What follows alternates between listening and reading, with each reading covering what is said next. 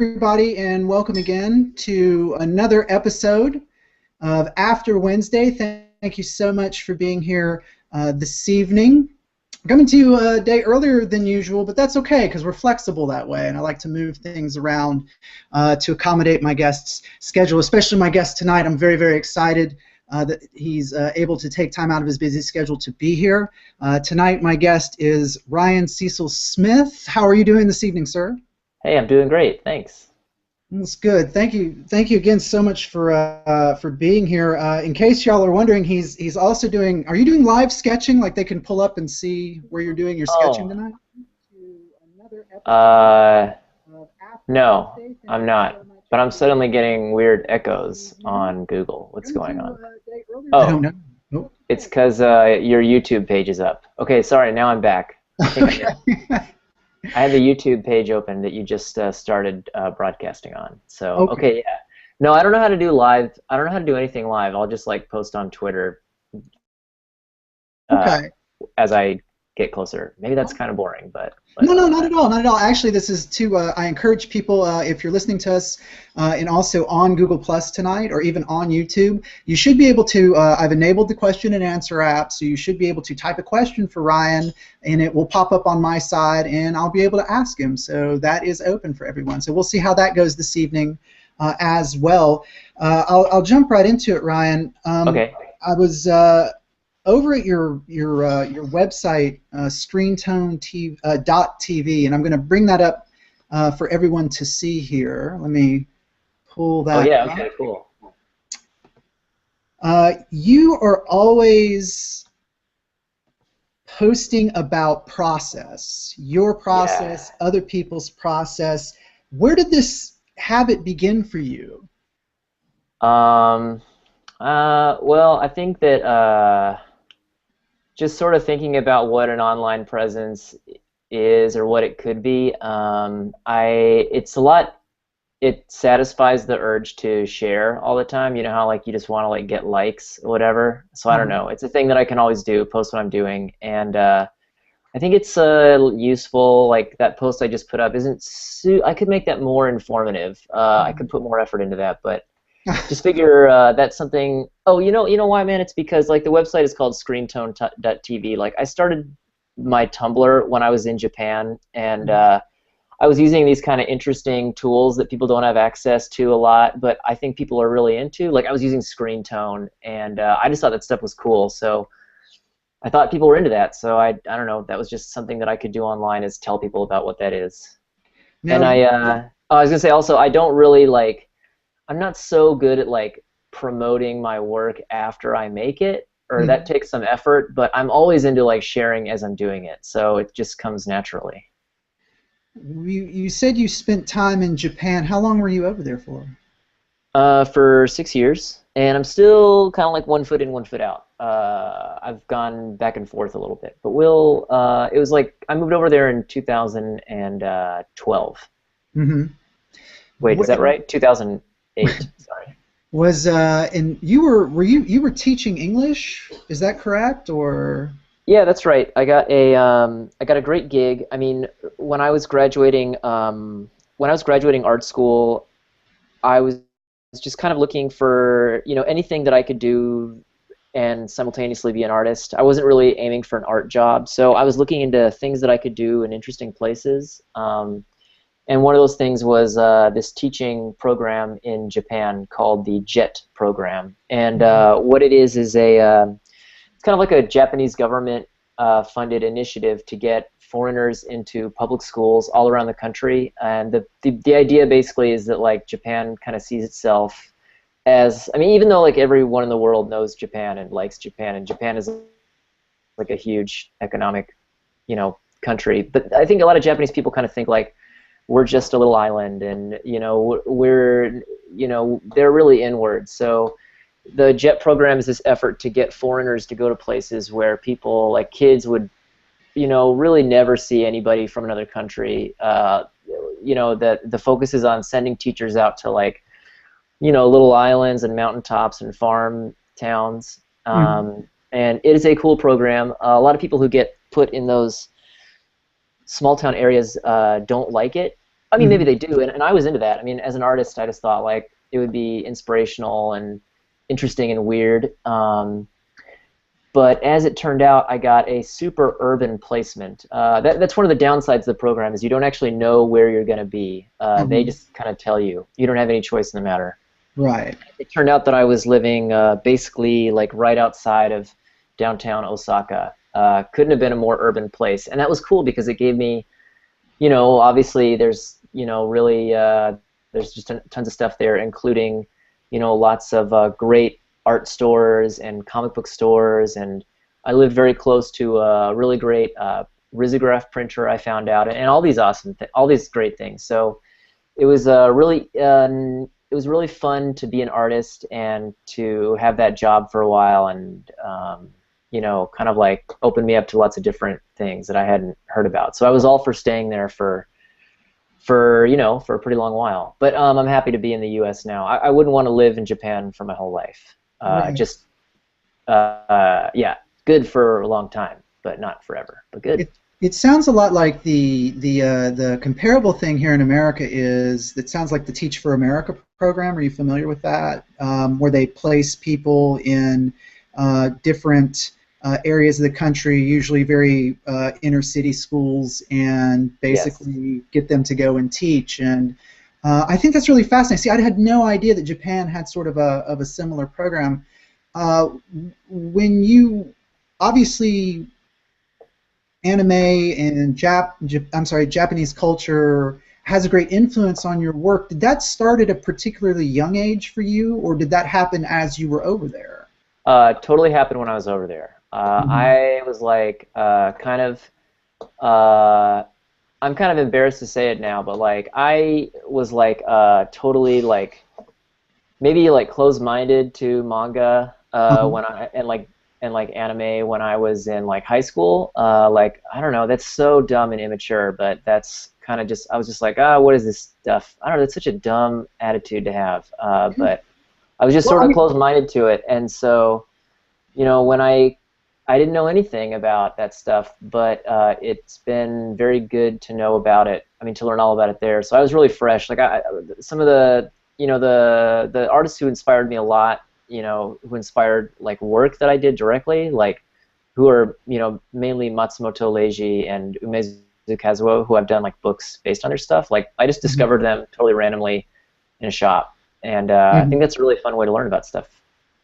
But I mean, Yeah. I bemoan my closed-mindedness. Or I regret my closed-mindedness before I came over there.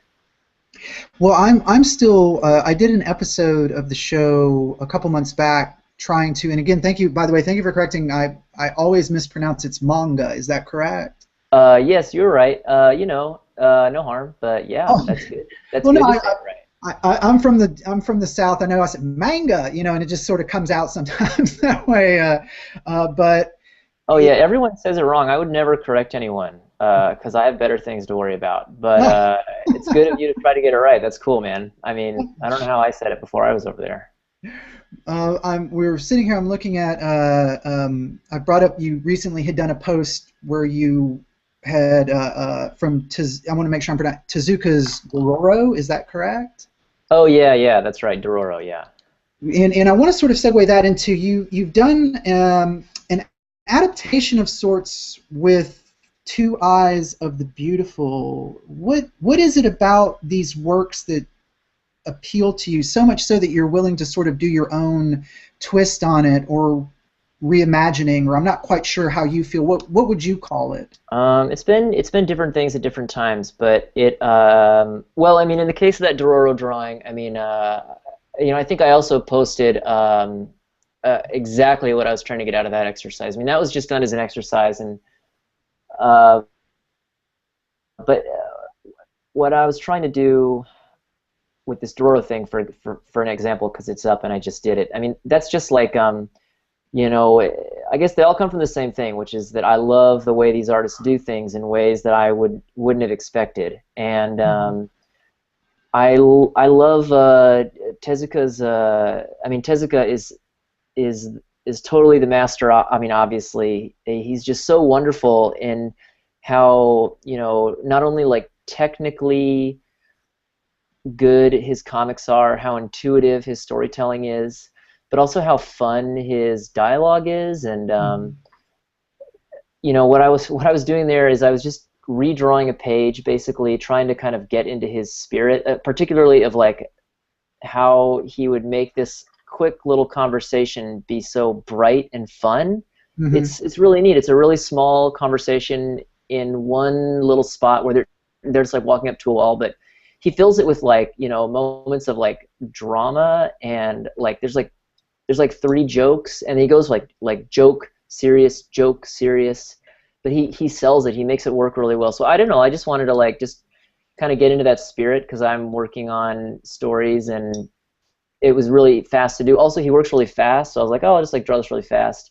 And I was Mhm. also trying to squeeze, actually, not more like expand his panels into the proportions that I use in my work, just to see how it looked. Because Mhm. I usually I base my work on like a strict grid with like certain Mhm. proportions that really work for me, and then I feel super comfortable with these proportions. It would be weird to use his proportions, so I was just trying to like see if his storytelling would work on my scale, and Yeah. I thought it did. I think it was a fun, successful exercise for me. No, and as I'm scrolling through here too, again looking at it, it looks beautiful, and your use of your choice of color is also, you talk a little bit about that in the actual posting. I think is very interesting. What does studying and sort of, you're studying manga really in depth, and you're actually getting physical with it. You're trying to figure it out by seeing how you can adapt it to, for instance, how you want to maybe tell a story. What does manga, or what has manga taught you about telling a story? What is well, I think that the number one thing that I get is that I felt like where I came from, like kind of my what's the word, like my like history with comics, and the kind of history and the like the etymology sort of like, where is that, the study of insects? What am I saying? Huh?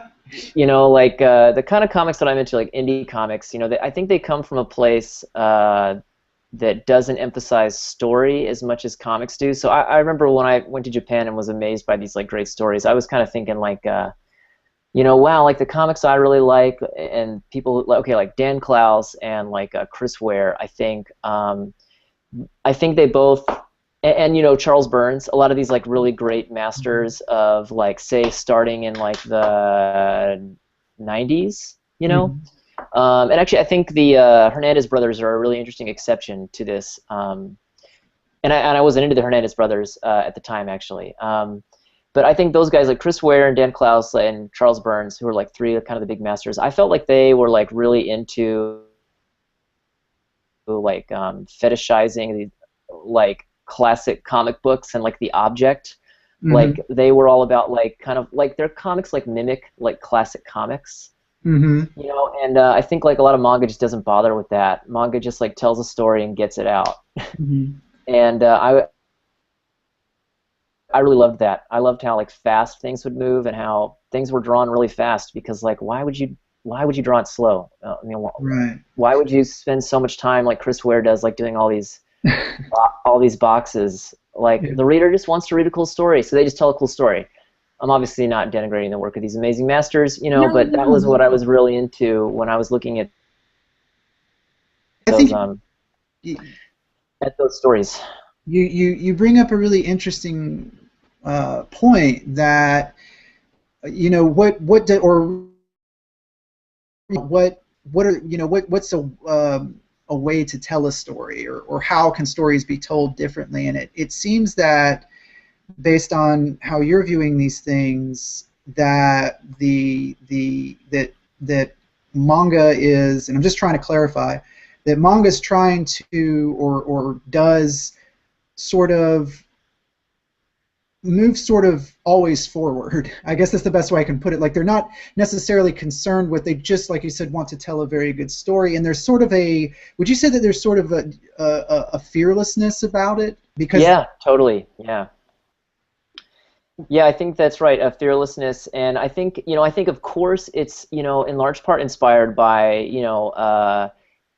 there's that they have like deadlines. There's like a Mhm. way bigger readership in the U.S., so they're getting like pushed to like tell the story. And I think like a lot of great, especially like great like superhero comics and like Kirby stuff. Kirby had made this great stuff like super fast. He was just like throwing it out there, and it was really intuitive and natural to him. And I think you can make really great work, without laboring too slow. Which, geez, do I labor too slow sometimes? But yeah, they would. It's like again, it's like why would you take so long on these comics? Like just put them out. And reading manga kind of inspired me to think. Another guy, Lane Milburn, is a cartoonist who used to be my roommate. He just had a book put out through Fantagraphics called Mhm. 12 Gems. And Oh, when I I've was heard of li that. Yeah. yeah, it's a really good book, and it's very similar kind of to what I do in that it's like kind of like it's kind of genre humor, kind of making fun of and celebrating old genre stuff. Like it's real heavy metal looking, and Hmm. it's a sci-fi, of course. And when I was living with him, I would see like, but he's like an amazing drawer. And I mean, you'll look at 12 Gems, and it's like he said that he like maybe he wants to crosshatch less, and he just can't stop himself because it's just the way he draws. But you know what? He draws like so fast, and I was so inspired when I was living with him. Like, I guess like I used to think about the kind of things that I would read artists like Dan Klaus caring about, like a really good brushstroke, and I'd be like, okay, I should do a really good brushstroke because like Dan Klaus thinks about that or whatever. But Hmm. I actually really think that's not good for that's not a good impulse to encourage because Hmm. even though yeah, I think for most artists that's not what's important. And I think that's why the content of his work is kind of a lot about like, you know, celebrating, thinking a lot about these old objects, these old collectible comics, and trying to bring that up. But that's not important to most artists, I think. So I think it's a bad impulse. And manga does not have that impulse. It's drawn really fast, and that's good. Yeah, I was really shocked. I read A Drifting Life, Yeah, and it taught me a lot about, I was again about the output, the amount of work that was coming out constantly yeah, yeah, by these original creators, and I've recommended it to so many people to read because totally. on top of that, it's a really moving story. Like I'm very moved by that story.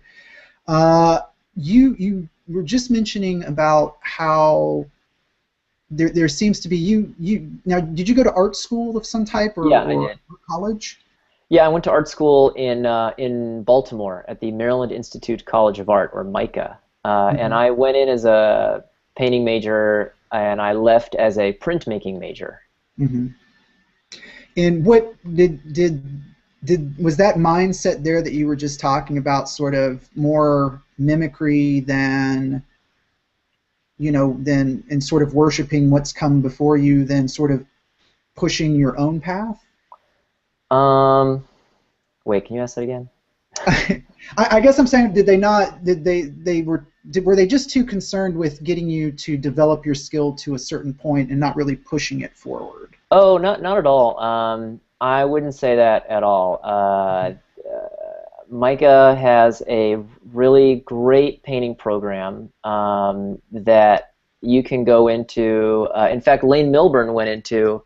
I think with a pretty tradition, you can go into school with a real kind of traditional view of what you Mhm. want to do, and where that is like very maybe historical and into looking at old stuff and trying to paint in a certain way. But it also has a really strong like conceptual side. So you can at that school, depending on how you manage yourself, you choose your courses, and they actually have a lot of like inter major flexibility.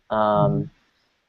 So you can do it however you want. And in my case, I kind of picked and chose from. Uh, I got out of painting pretty fast because I just didn't enjoy it. Yeah, the more I did it, I was like, oh, this actually isn't fun at all. But a little bit, I guess. But print, I did like a lot of printmaking and a few graphic design courses, and I don't know. I think the stuff I really got out of that school, I learned craft in college, and that came from the printmaking department, I suppose. But Hmm. craft also like applies to not just like literal like how to prepare a screen, how to prepare paper, Hmm. but like in all aspects of my work, like in drawing, I learned to develop craft, which basically means like like just taking care and being slow and being like critical of what you're doing as you're doing it and learning how to get better. Hmm. I learned that from I guess from the printmaking department. I feel like my craft in all things was really bad until I got through school. So that's one way to learn it. Was you went to the school originally to work on painting? What were your influences coming into school then? Was it um, more away from comics then? Was that something you weren't really thinking about going into art school?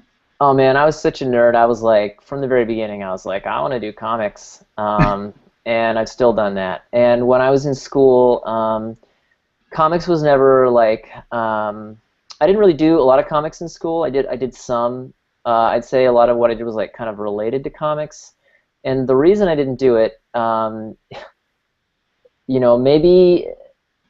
maybe I would feel differently if I were making comics, the kind of comics I make now. But comics kind of take a long time, and you're also like really, I don't know. I didn't do any comics there because I think it's not that it was discouraged, but like, what are you gonna do? Bring in, like, if you bring in a comic to like to a class that's like open to all things, So in your first year, you get a lot of like direct assignments, Mm-hmm. and then as you go further on, you can do more things. But the thing is, if there isn't a there like, how do you present a comic that you make? Do you just like present the drawings? Because I think the actual way people experience it and read it is really important. So me just like making drawings doesn't really say anything if you don't know how I'm going to present it. And so, do I bring in an actual printed book? And the kind of like actual questioning of like, well, how would a reader get this? What actually is it? All those things are real valid questions, and they make it kind of hard, I thought, to like do comics in school. So where does that put you then with the divide between print comics and digital comics? Oh, well, I mean, I like doing print a lot, so that's one thing. And when I was in school, I had access to printing facilities, both that means like screen printing. So, if we went to SPX, unlike me right now in 2014, I don't have access. I could look, but back in school, I mean, I was right there next to the screen printing department. I could make screen printed comics for pretty cheap because I didn't have to buy the screen printing equipment or rent time at a studio. I was Mhm. at school, I was already paying for that. So, back in school, I could make print comics more easily, and I just like printing. So I like doing print comics. And when it comes to web comics, I don't know. I don't know where I'm put with that. I like doing print stuff, Mhm. and I fear the world of putting my comics up for free. Um, I mean, Jesus, not that I ever make a lot of money from Right. comics Yeah. ever. Not that I'm making a living out of it, although I am happy that when I get PayPal sales, Sure. they pay for my rent right now, and they pay for my food, Mhm. and if I want to do something cool, Mhm. yeah, thank you, PayPal orders. And so I'm saying what I'm saying is like I do have something to lose. You know Mhm. what I mean? Yeah. But it doesn't mean I don't know that I would lose. I don't know. I just I like doing print comics, so I like making them. And then I'm kind of afraid to like put all my comics online for free. I don't know. I'll start doing it. Well, well, I'm always saying I'll do it, but then I don't. from a reader's perspective, and I'm of an age. I'm 37 years old, and it's very hard for me to make the transition to digital. There's something again. I like about the tactile nature and the aesthetic of a printed comic or even a printed book, or really any printed materials in general. I mean, digital makes it easy and accessible, and it can look really beautiful if someone knows how to design for the web. It's true. But I'm still, just as a reader, and I can't speak as a creator at all. Just as a reader, I'm much more prone to buying a print comic, and I think that that's why it's a really great time to be able to go on places like your website or Etsy or anybody who puts up their own website. You can still order actual handmade comics from people. Okay, well, let me tell you where I'm at with that, Jeff. Where I'm at with that is that, so yeah, I feel the same way. I'm 28, by the way, and I kind of like, what I want to say is like, so I like print comics, you like print comics, but one point is there's a gazillion and there's more people who who will never read my comics because they're in print. Right. So that sucks, right? Like, they'll never buy my comics. I have a lot of Tumblr followers, and geez, obviously Tumblr followers does not relate to sales. That is, that's not, like, doesn't correlate. So many people. I got featured on Tumblr's like sidebar once, and I got a ton of followers. That was so cool, and I didn't make very many sales that week. I didn't make particularly many. Yeah. A lot of people who look at digital stuff, they'll never look at my print comics. And also, I want my comics to, like, reach people. You know what I mean? Like, I see that basically as a barrier between, like, me and people who I could connect to, with my work, but they won't ever see my work. So, yeah, I mean, I'm saying, like, yeah, I mean, I know that obviously print comics are better. Everyone knows that. Print comics are better. But there are ways in which, but they don't reach people, and also there are ways in which digital comics are better. Number one, they reach people. There's less of, like, if you don't want to, I guess it isn't. Surely it's not just about access. I feel like I'm being really dumb if I say it's only a question of access. I mean, obviously color is a great thing. I'm not very interested. Particularly in, like, like, I remember back when Scott McCloud was talking about digital comics, and he was like, in the digital world, your comics can be on an infinite canvas, and your comics can be 3D and move, and I don't give a shit, and I don't think usually anybody who does good comics doesn't give a shit. Are there some good ones that do weird shit like that? I don't fucking know. I don't think so. Yeah. Sorry, I'm just trying to. I don't know. No, please talk. That's off. Not at all. But if it's, obviously I'm into it. If I want, there's that. But hey, but you know what? I say that kind of thing though, right? But what about that huge one, Homestuck? Right? Homestuck has like a gazillion readers, and he started his thing out as like a choose your own adventure thing. You know what I'm saying? Yeah. So. So excuse me, here I am saying that I think that stuff is stupid, but this guy is making a living doing what he does, and he started that way, It doesn't really appeal to me. I don't think Homestuck appeals to people who are, like, older than whatever age, right? But, it does for some people, so, I guess what I'm saying is, like, I don't see any kind of, like, versus thing with print and digital. Yeah. But it's a challenge, I think. I don't know. Maybe there is no challenge. Maybe it's just all in the imagination. Yeah, I don't think there's any print versus digital, but I should put my comics online, but I'm afraid to. Why should I say that? It doesn't make any sense. People who are on the internet are really nice to me, and I like talking to them, and I think some of them pay me money, which is good. Right, and I was just going to say that, you do put a lot of your work online. You put in a massive amount of your work online. Sometimes it's processed, but it's still your work, and a lot of it is finished work. And right now I have up from the Screen Tone site, I have the write-up about Two Eyes of the Beautiful Two. Oh, yeah, that's up there, yeah. Yeah, and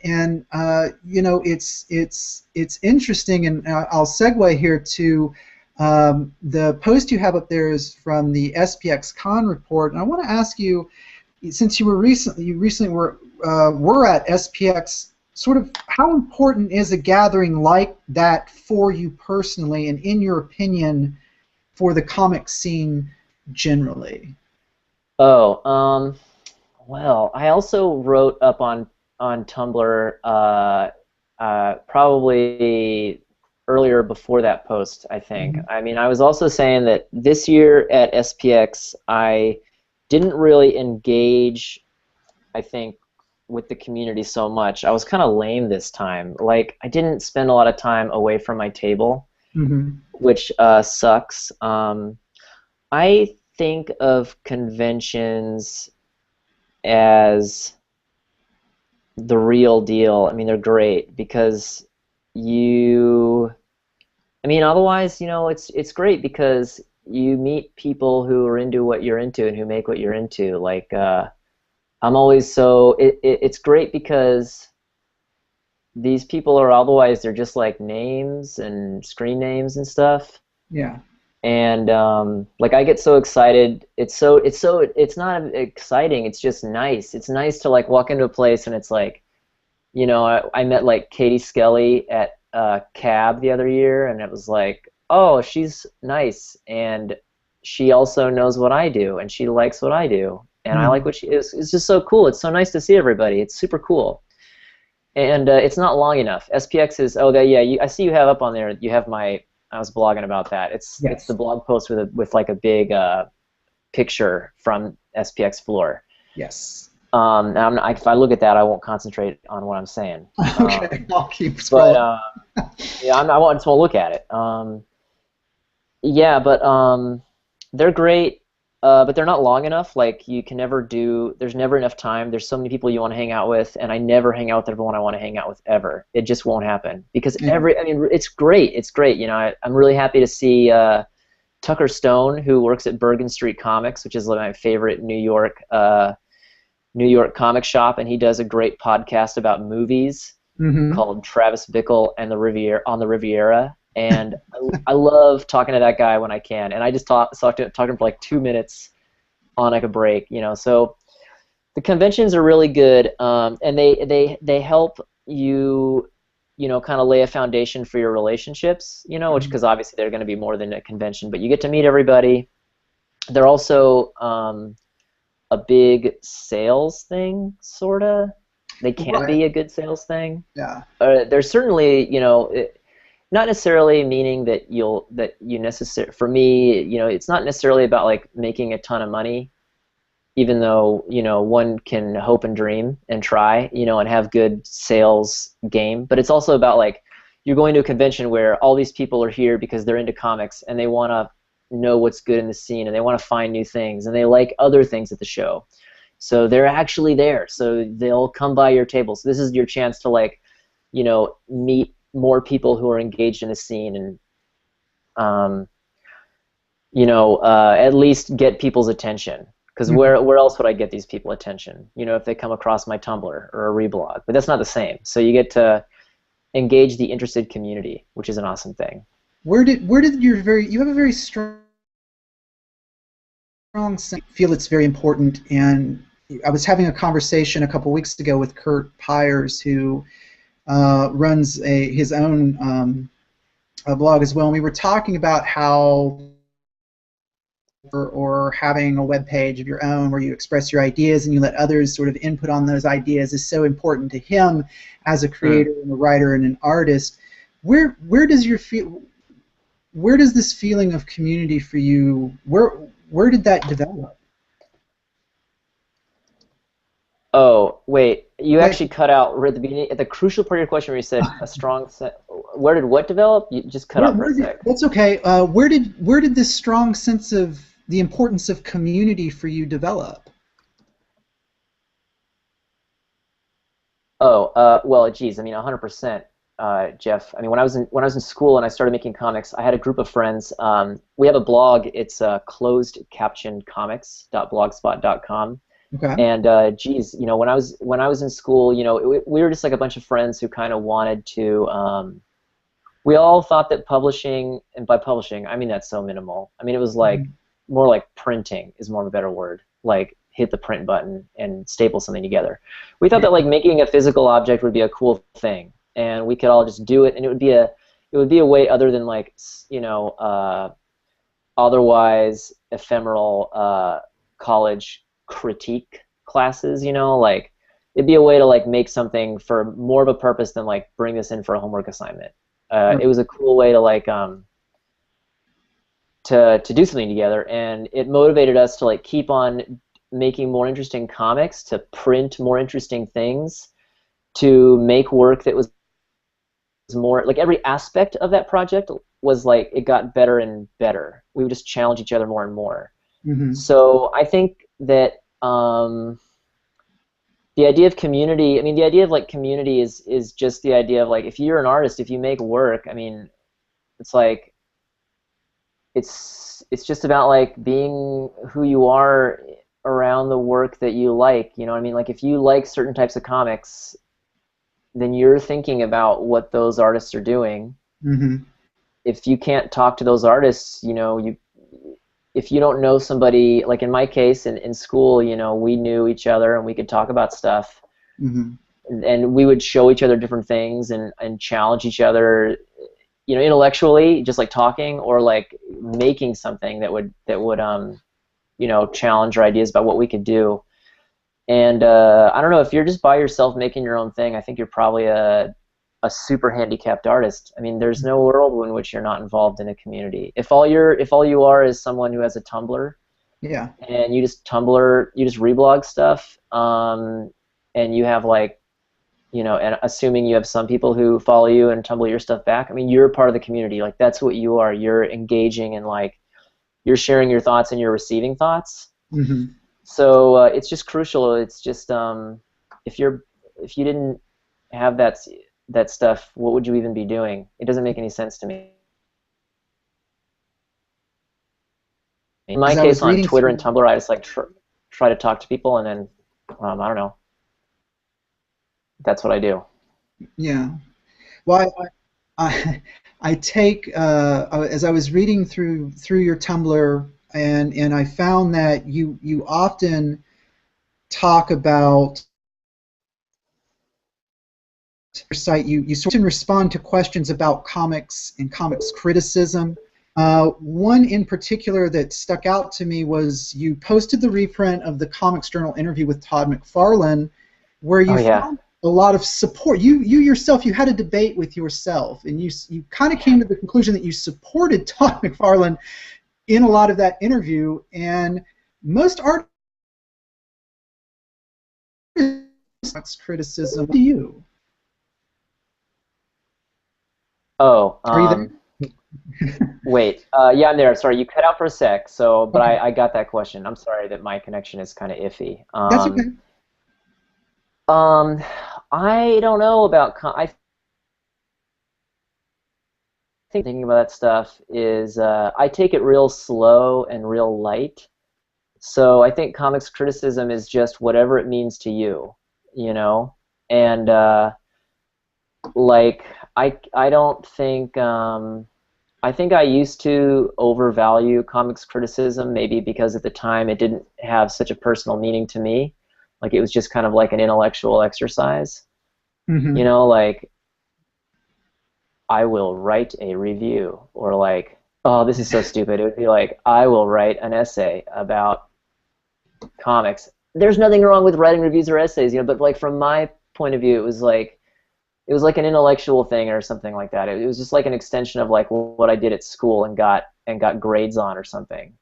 I have Mm-hmm. no idea what it meant to me. But in terms of comics criticism and like that Rob Liefeld review, or Rob Mm-hmm. Life, or not, that Todd McFarlane interview, Mm-hmm. um, that was that was just me reading something, and I actually had something to say, and I don't have something to say about everything. I think it's really important in terms of comics criticism. I think it's really important to know what you don't have anything to say about. That is so important. Mm-hmm. I think that's the best. It's really comfortable knowing when I don't have anything to say about it. That's Mm-hmm. great. And then, but I actually did have feelings about that Todd McFarlane thing, and it was Mm-hmm. pretty real to me. So, I only shared what I had to say. I tried to cut out the fat, Right. Well, and so, I hope other people do the same.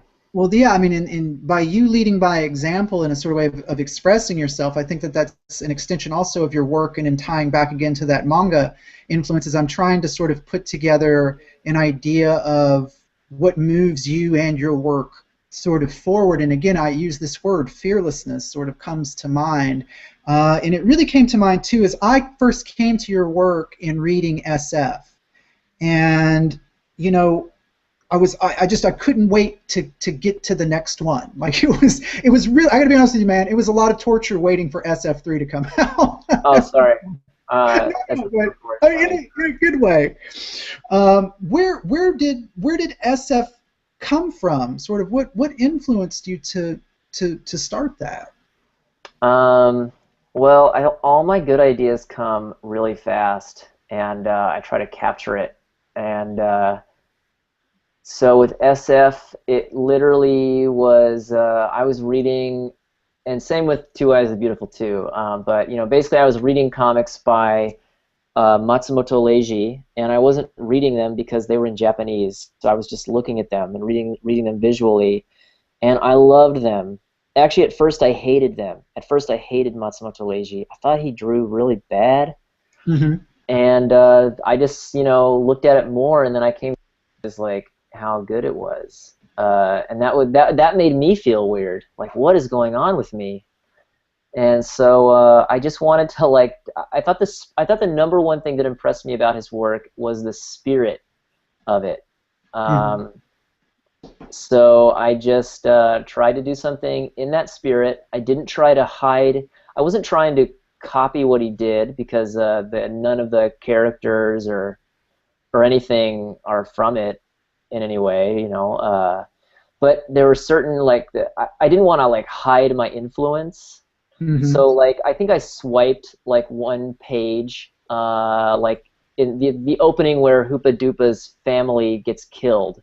Yes. I was amazed that that happened that just happened right away in the beginning of this story he wrote. I was like, oh my gosh, like what an opening.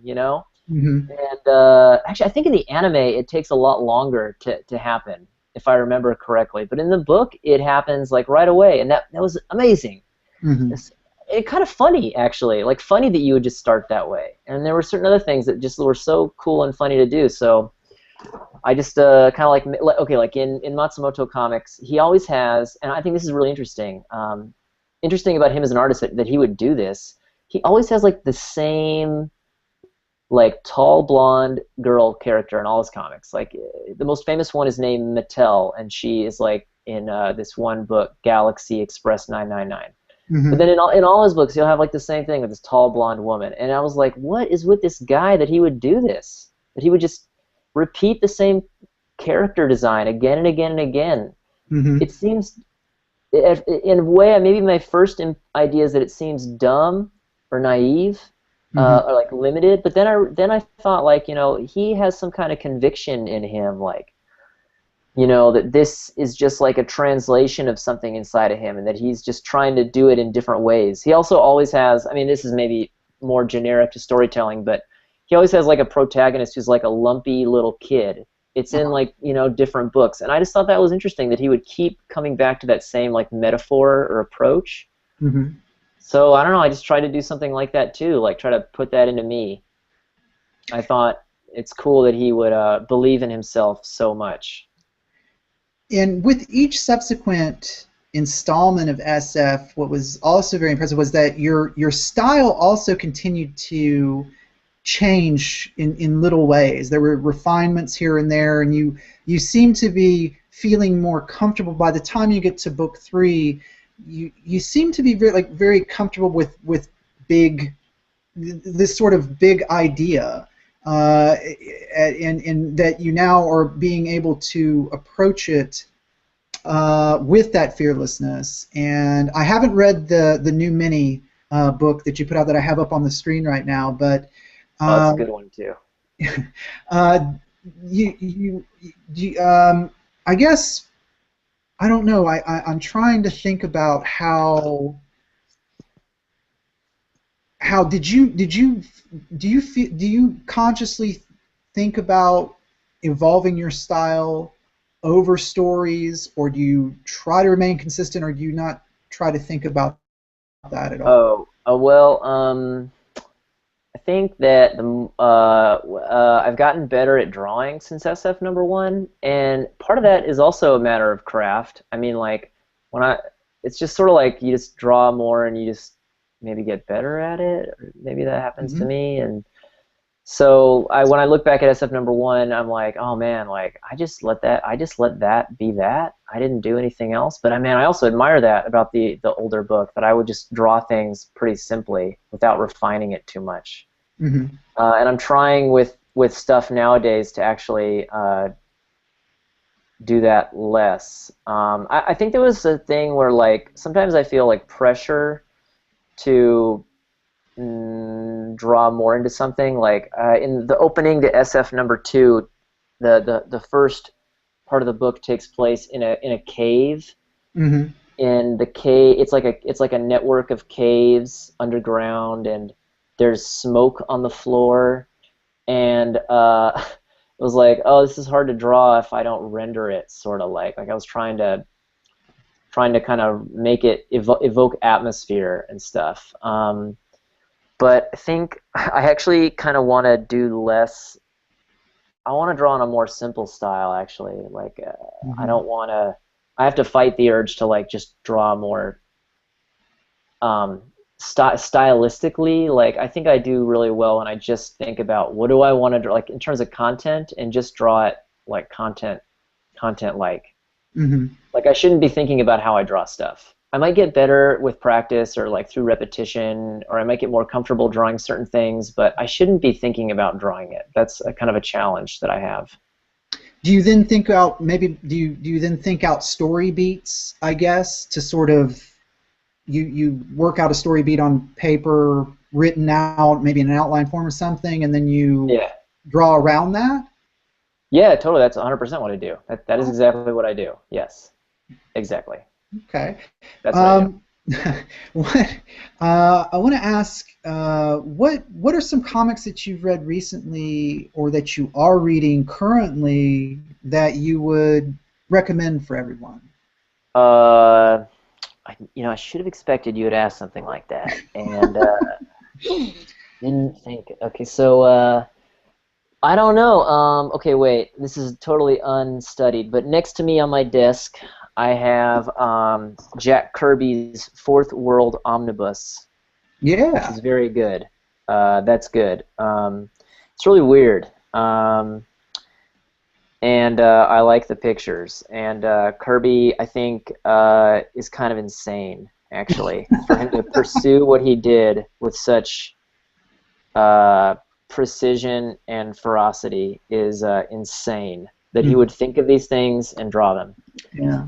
I also have next to me Dororo by Tezuka, and I would recommend actually that if someone is listening and they haven't read a lot of Osamu Tezuka, Hmm. the god of manga in Japan, who is the best. I mean, he is the best. I would recommend that you don't read anything you're familiar with at all. Like I think Astro Boy is the worst place to start off with, because you sort of like already know what to expect. And what's really cool, when I was in Japan, is I would just read all of his like weird books, like Hmm. his books about teenage girl drama, about a superhero team of a bunny and a duck fighting a policeman, Right. or his fourth series about a bunny and a duck fighting a different policeman or something, Hmm. a different bunny and duck, or his comics about like corporate intrigue, or Hmm. he has comics about that are all sex jokes. Like he has a comic that's like about a guy who gets two pets, and they are a little walking penis and a little walking well, it's actually, if I remember, it's more like an ass. I suppose it's just a torso region. And he gets these little things, and they just like walk around his house, and they cause trouble, and then they start reproducing. And it's Oh my can't goodness. let anybody see this. And then they come to work. He can't have a penis pop out of his briefcase when he's at work. Obviously that is not translated in English everywhere unless you have some weird internet means. But even then. Yeah. So, maybe you can't find something that weird, but you know, if you want to read Tezuka, just like look up some Tezuka thing, and maybe this is like too much of like a comics person thing to do, but I mean, you don't even have to read what it's about. Just read it. Yeah. Just get like Apollo. Is it Apollo's Song is a good one. That's a really Yes, weird one. I've read that one. That is Yeah. a strange, dark, Yes. existential book. Like it's Yeah. very Yeah. disturbing. By the time you get to the end of that book, it is very disturbing. Yeah. It goes back and forth and takes you in really weird places.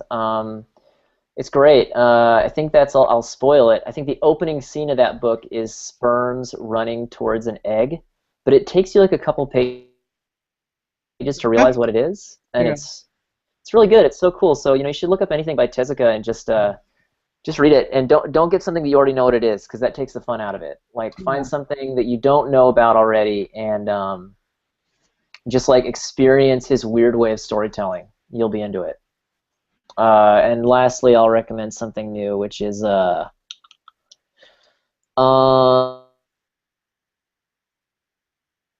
comics to a friend. Every single comic that I got at SPX is at my friend's house. So, how about that new mini comic by Chris Mukai?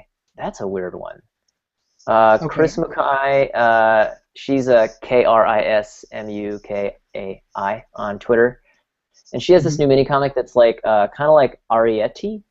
Did you know that Mhm. it's like that recent um, anime from Studio Ghibli? It's kind of like that. It's kind of like about a little girl who's like the size of like Thumbelina, and she lives in the garden. Mhm. So Chris Mukai, you should look up her. She's got a new comic book that's out. All right, I'm done, teacher. I can't recommend anymore.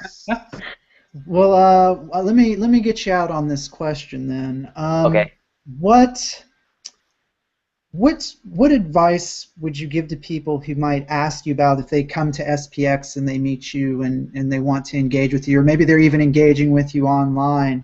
Okay. What advice would you give people then who might ask you about how to start making comics or want to get into making comics? What's the best advice that you can give them? I don't know. If someone said they wanted to make comics, the obvious thing that anybody's going to say to that person is, "Okay, just do it." Hmm. Like, okay, the advice I'd say is, look, just do it. There's nothing stopping you. Literally nothing. You can make really good comics with literally a 2B pencil and paper, right? So Hmm. there's nothing stopping you. And I would say that if you should start making comics, I think that. All right, this is from like a we talked about web and print earlier. I mean, this is from like a print perspective. You should try making a mini comic or making a comic that's like 4 pages long, maybe 8 pages, because that's like 2 pieces of paper folded in half.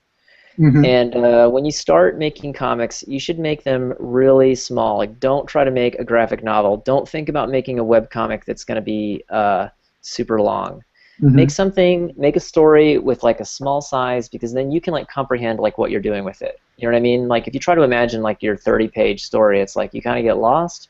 Like start like an 8-page thing and let it be whatever it is. Start really small, and then you can slowly like challenge yourself in different ways. And you don't have to draw good. Think about what it is as a story and as a thing. And just Hmm. make that, and don't overstretch yourself. So I think 4 pages is an admirable size to start, and then like work up to 8. And if yeah, that's what you should do. Try to make it that way, and you can slowly get like a better brain for it. I if in terms of like sharing work, I mean, obviously you should have a Tumblr, Hmm. because it's not about it's not about like the Tumblr brand. It's about Tumblr is a community of people who are into stuff. And if you just get on Tumblr a little bit, like you can just share stuff. If you make anything, if you make comics and you follow people who make comics, like they'll follow you back. Hmm. And that's just how you start, like just being engaged in the community. You're just reading stuff and you're looking at stuff, and obviously you're not making comics to make money. Obviously you're not making comics to be famous. You're making comics because you like them. So just like start small, and make it really basic, and just share it in whatever basic way. You're not sharing because like you need, it's not like you need Chris Mukai to reblog your comic book. Right. Yeah. It's, that's not your point. You're just doing it, and as you do it, like, let rewards come at the rate they come at, and you'll be happy. You'll be fine. Well, I think too that and thank you so much for that advice. I think that's spot on and wonderful, and it really drives a lot of the impetus of this particular show, which is that if you like doing something, Jeff. try it, do it, and make it happen, because you'll never know if you don't. Everything is a learning curve, and that's right. That's right. And I mean, what are we on? What are we on this earth for? Yeah. What are we on this earth for? And if not to, explore what it has to offer and what you can offer it, so like, who else is gonna do what you will want to do? Why wouldn't it be you? Yeah. Like, I don't know. Like, the podcast that you do, like, yeah, why would you not? Who else is gonna do this if you don't do it? And my ideas, which I usually think of as stupid. That's how I think about them. I just think, oh, this is just a stupid idea, but I like doing it. Like, it amuses me, and I'm sure other people will like it. So that's what everyone does when they approach this stuff, right? Like, you take on faith that it'll interest other people, and if you keep doing it, surely it will, I suppose. I'm not satisfied with the rewards yet. I want more Tumblr followers and more likes. Obviously that's part of me, sure. Right? Yeah, but the extension of that is that with even those likes and those ads and everything, it's more people invited into having conversations with you to help them help you create. And yes, we still want you to buy something to help support Mr. Smith. But we should actually. It's too bad. I should be listening to somebody right now who's talking bad about Tumblr. That would be helpful. That would be helpful right now. Because it's like, yeah, obviously, like, a Tumblr follower does not correlate to sales. But I don't know. Then again, like, if we all of us suddenly find ourselves, like, with unexpected reasons why people connect to our work for whatever reason. Mm-hmm. And you can't predict what those will be. It's good when they're good, I guess. Shit, I don't know. I don't know what I'm getting at. I'm trying to get at saying, like, I met all these people at SPX who are saying, like, Michael DeForge got off of Tumblr, right? And he's, like, the best artist. And he just got off of it. He doesn't need that. Maybe he doesn't need that external validation. Maybe he doesn't need all those eyes on his stuff. You know what I mean? Maybe he just wants to do it. I don't know. And then I would talk to somebody, and tell you what, I'll even bring up a name, but I won't say a number. Somebody was like, Zach Gorman has so many followers on Tumblr. That was the gossip. Okay. I won't say the number. It's fucking huge. And is like, oh yeah, and everybody, when they hear that, they're like, oh man. But no matter who you are, you're both like, oh, I wish I had more, sorta, I guess. I guess everyone sorta does. But also you're like, I don't know who these people are that follow me. Why they're following me. And so I look at my Instagram followers. I like Instagram a lot, and it's like, wow, this person follows me? That's good. I have no idea why. Most people who follow me, like, kind of do art a little bit. That makes sense. But then sometimes they'll just be like an Instagram babe. Oh wait, she's following me because she wants more. I don't know why. I don't know. Like, some person or somebody who just, like, cuts trees in South Carolina or something like that. Yeah. I have no idea. Sorry, going on and on. No, not at all. Your words make my heart feel good, sir. Oh, thanks, man. Can you hang out for a sec while I wrap up the show tonight? Please, yes. Okay, great.